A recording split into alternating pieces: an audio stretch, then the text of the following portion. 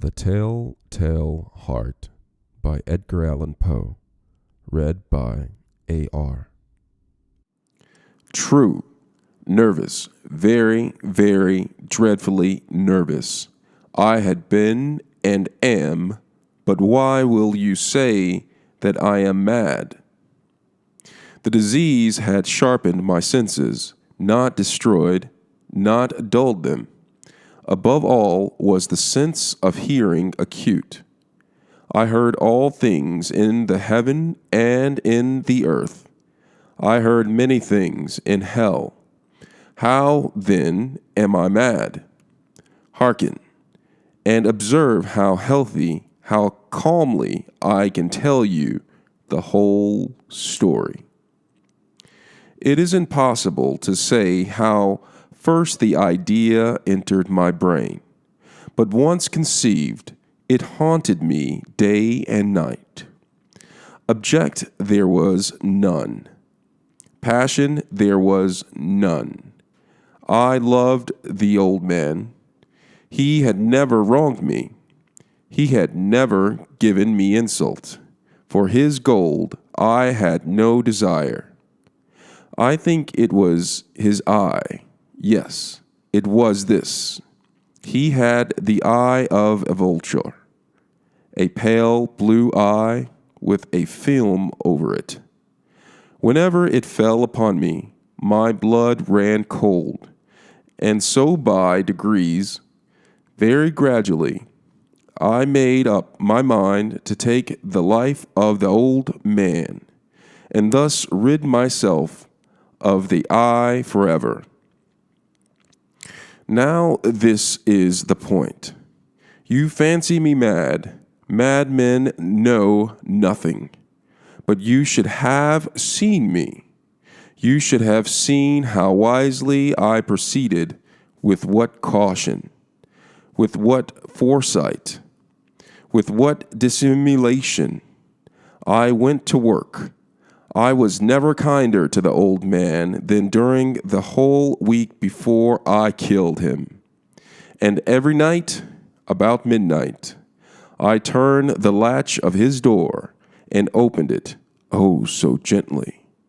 And then, when I had made an opening sufficient for my head, I put in a dark lantern, all closed, so that no light shone out, and then I thrust in my head. Oh, you would have laughed to see how cunningly I thrust in.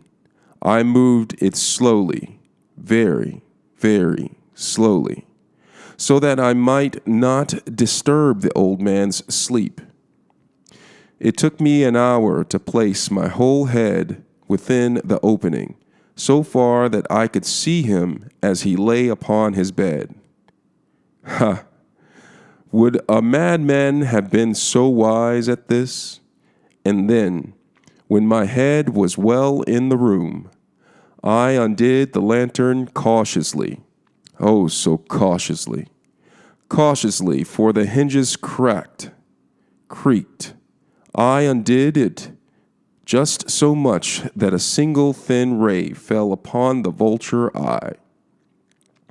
And this I did for 7 long nights, every night, just at midnight. But I found the eye always closed, and so it was impossible to do the work. For it was not the old man who vexed me, but his evil eye. And every morning when the day broke, I went boldly into the chamber and spoke courageously to him, calling him by name in a hearty tone and inquiring how he has passed the night.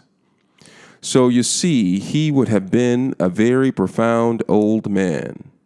Indeed, to suspect that every night, just at 12, I looked in upon him while he slept. Upon the 8th night, I was more than usually cautious in opening the door. A watch's minute hand moves more quickly than did mine. Never before that night had I felt the extent of my own powers, of my sagacity. I could scarcely contain my feelings of triumph. To think that there I was opening the door, little by little, and he not even to dream of my secret deeds or thoughts. I fairly chuckled at the idea, and perhaps he heard me, for he moved on the bed suddenly, as if startled. Now you may think that I drew back, but no. His room was as black as pitch with the thick darkness, for the shutters were closed, fastened. Through fear of robbers.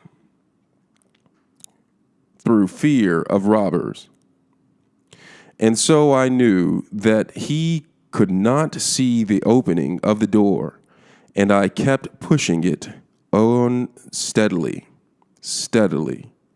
I had my head in and was about to open the lantern when my thumb slipped upon the tin fastening, and the old man sprang up in bed, crying out, "Who's there?" I kept quiet, still, and said nothing. For a whole hour I did not move a muscle, and in the meantime I did not hear him lie down.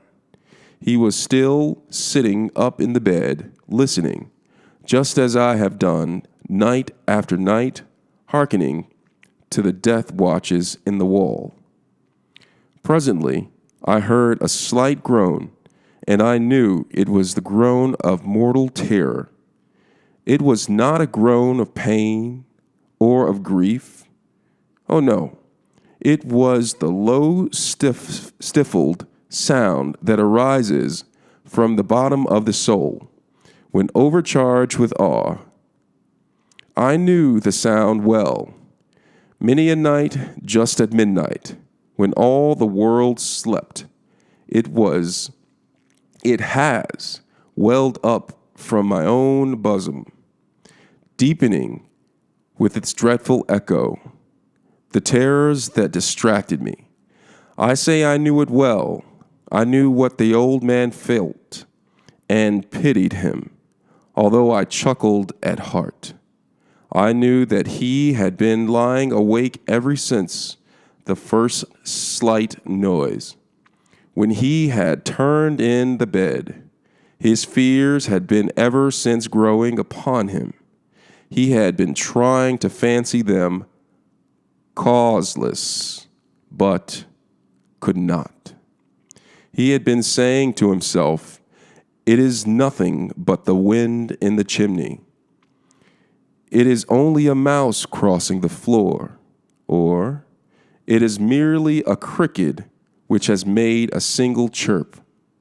Yes, he had been trying to comfort himself with these suppositions, but he had found them all in vain. All in vain, because death, in approaching him, had stalked with his black shadow before him and enveloped the victim. And it was the mournful influence of the unperceived shadow that caused him to feel, although he neither saw nor heard, to feel the presence of my head within the room. When I had waited a long time, very patiently, without hearing him lie down, I resolved to open a very, very little crevice in the lantern. So I opened it.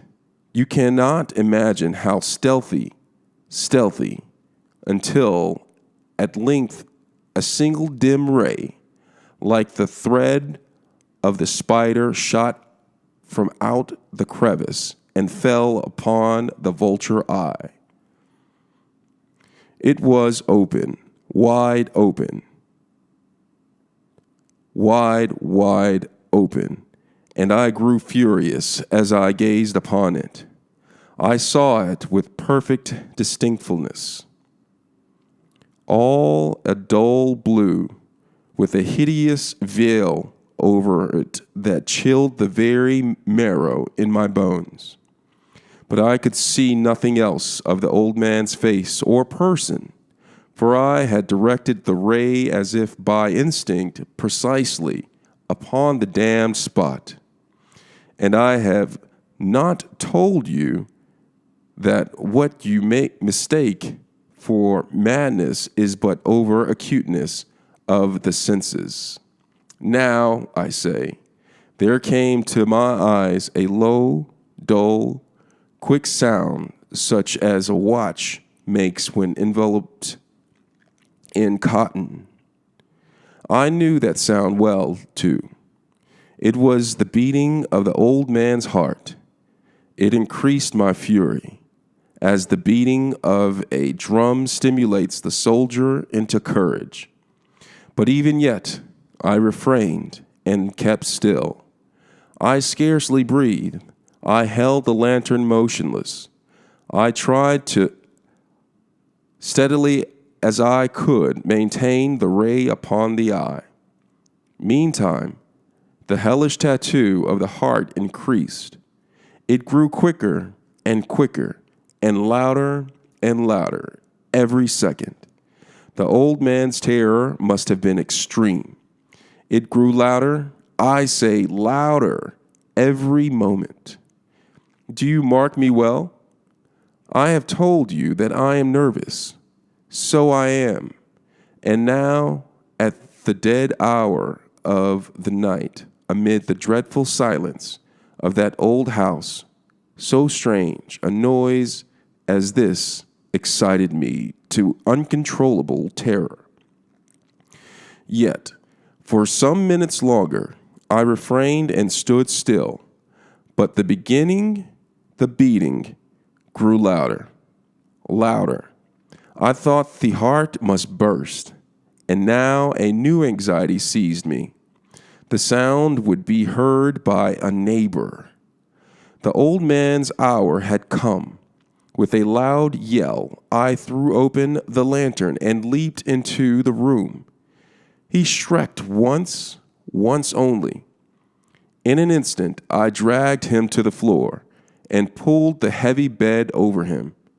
I then smiled gaily to find the deed so far done. But for many minutes, the heart beat on with a muffled sound. This, however, did not vex me. It would not be heard through the wall. At length it ceased. The old man was dead. I removed the bed and examined the corpse. Yes, he was stone dead. I placed my hand upon the heart and held it there for many minutes. There was no pulsation. He was stone dead. His eye would trouble me no more. If still you think me mad, you will think so no longer. When I describe the wise precautions I took for the concealment of the body, the night waned, and I worked hastily, but in silence. First of all, I dismembered the corpse. I cut off the head and the arms and the legs. I then took up 3 planks from the floor of the chamber and deposited all between the scantings. I then replaced the boards so cleverly, so cunningly, that no human eye, not even his, could have detected anything wrong. There was nothing to wash out, no stain of any kind, no blood spot whatever. I had been too wary for that. A tub had caught all. When I had made an end of these labors, it was 4 o'clock, still dark as midnight. As the bell sounded the hour, there came a knocking at the street door. I went down to open it with a light heart, for what I had now to fear Nothing. There entered 3 men who introduced themselves with perfect suavity as officers of the police. A shriek had been heard by a neighbor during the night. Suspicion of foul play had been aroused. Information had been lodged at the police office, and they, the officers, had been deputed to search the premises. I smiled. For what had I to fear? I bade the gentleman welcome. The shriek, I said, was my own in a dream. The old man I mentioned was absent in the country. I took my visitors all over the house. I bade them search. Search well. I led them at length to his chamber. I showed them his treasures, secure, undisturbed. In the enthusiasm of my confidence, I brought chairs into the room and desired them here to rest from their fatigues, while I myself, in the wild audacity of my perfect triumph, placed my own seat upon the very spot beneath which reposed the corpse of the victim. The officers were satisfied. My manner had convinced them. I was singularly at ease. They sat, and while I answered cheerily, they chatted of familiar things. But ere long, I felt myself getting pale and wished them gone. My head ached, and I fancied a ringing in my ears. But still they sat and still chatted. The ringing became more distinct. It continued and became more distinct. I talked more freely to get rid of the feeling, but it continued and gained definiteness until, at length, I found that the noise was not within my ears. No doubt I now grew very pale, but I talked more fluently and with a heightened voice, yet the sound increased, and what could I do? It was a low, dull, quick sound, much such a sound as a watch makes when enveloped in cotton. I gasped for breath, and yet the officers heard it not. I talked more quickly, more vehemently, but the noise steadily increased. I arose and argued about trifles in a high key and with violent gesticulations, but the noise steadily increased. Why would they not be gone? I paced the floor to and fro with heavy strides as if excited to fury by the observations of the men. But the noise steadily increased. Oh God, what could I do? I foamed, I raved, I swore. I swung the chair upon which I had been sitting and grated it upon the boards, but the noise arose over all and continually increased. It grew louder, louder, louder, and still the men chatted pleasantly and smiled. Was it possible they heard not? Almighty God! No, they heard. They suspected, they knew, they were making a mockery of my horror. This I thought, and this I think. But anything was better than this agony. Anything was more tolerable than this